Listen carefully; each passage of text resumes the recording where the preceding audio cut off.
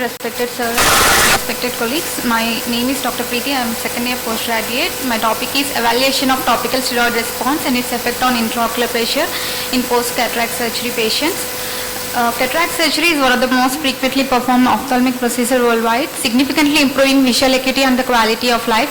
Inflammation is an inherent response to surgical trauma, which if not adequately controlled can lead to complications such as pain, delayed wound healing, cystoid macular edema and posterior capsular opacification. Topical steroids are used postoperatively after cataract surgery to control the intraocular inflammation. Topical, periocular and systemic steroids can cause a decrease in the aqueous outflow and increase in the intraocular pressure. Topical steroids act by inhibiting the release of pro-inflammatory mediators, reducing the cellular infiltration and stabilizing the cell membranes. These contribute to faster resolution of inflammation.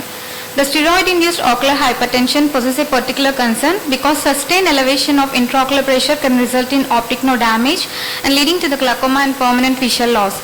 The incidence of steroid-induced intraocular pressure elevation varies among individuals, with certain patients known as steroid responders being more prone to significant increase in the intraocular pressure. Identifying the steroid responders early and understanding the degree to which intraocular pressure is affected will help in formulating appropriate treatment plans. The aim of study is to study the topical steroid effect on intraocular pressure in patients who underwent cataract surgery, and objectives to study and analyze the effect of topical steroid response on intraocular pressure in patients who underwent cataract surgery and the prevalence of significant IOP elevation among patients using topical steroids. And it is an observational cross-sectional study conducted 3 months from the date of approval from Institutional Scientific and Ethical Committee, and study population patients with cataract attending the OPD Department of Ophthalmology. And the written informed consent will be obtained from all the patients participating in the study. In the study involved 80 eyes with cataracts of age group 40 to 80 years with preoperative normal IOP, and detailed history and including family history, best corrected visual acuity by Snellen's chart, detailed ocular examination under slit lamp biomicroscopy, and measurement of intraocular pressure using Goldman applanation tonometry and posterior circuit examination were done. And topical steroid with antibiotic gatifloxin with dexamethasone was administered after cataract surgery for 6 weeks in taper doses. IOP measurement was done on postoperative D3, 7 and 40.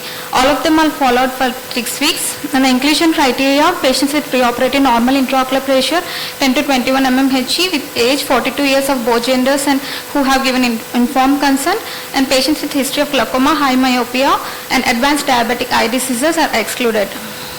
And the sample size is calculated based on the prevalence of IOP in post-cataract surgery patients who are on topical steroids to be 4.4% and reporting to OPD. And it is 95% confidence level, and acceptable margin of error is calculated to be 80%. And data collection was collected by pre-tested, pre-designed semi-structured questionnaire. And data was entered into MS Excel 2020, and statistical analysis was conducted using SPSS. And participation in study is entirely voluntary. And these are the results, and this table represents the average AC 60.3 with 11, and the most commonly highest percentage 36.2 percentage, which is falling between 61 to 70 years. And the classification of steroid responders, mostly 75% falls in the low steroid responder and 4% in the high steroid responders. And the most commonly higher IOP elevation is seen in week 6, that is 40%.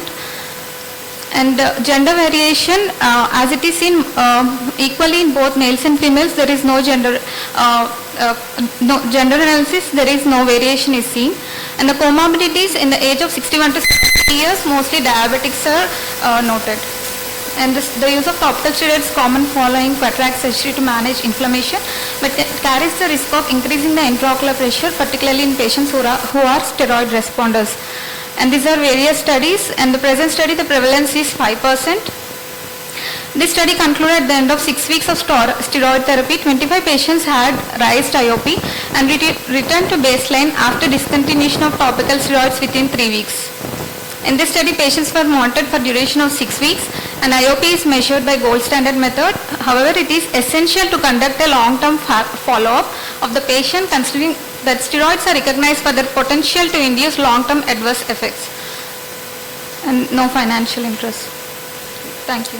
So which type of steroid did you give? You gave only combination therapy or a single steroids in those cases?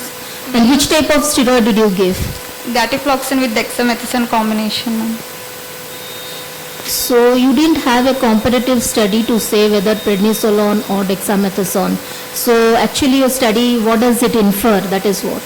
So after post-operatively, we mostly... No, because there is lot of variation. No, someone can give prednisolone, someone can give ma'am. dexamethasone, and then you cannot say that you have steroid responders in this. If you have a comparative study, that will basically help us to know which group is having more. Okay. We have also not done the central corneal thickness in these patients. We should have done that as well, because some patients might be giving a higher reading due to thicker corneas.